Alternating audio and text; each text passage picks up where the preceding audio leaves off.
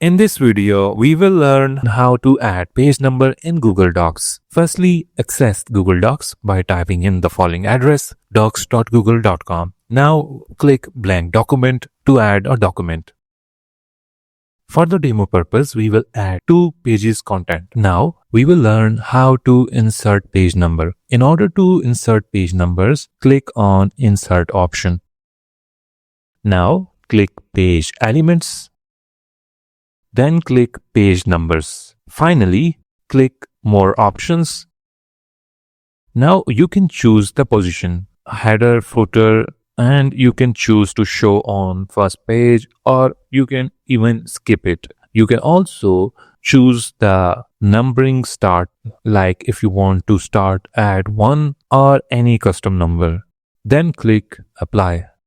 The page number was successfully added in the header. You can see the 2 pages has 2 numbers, and as we go forward, the page numbers will be automatically added. Now, if you want to hide the page number, simply you need to click on the header, then click Options, then click Remove Header. So this is how you can remove the page numbers. Thanks for watching this video. Make sure to subscribe for more.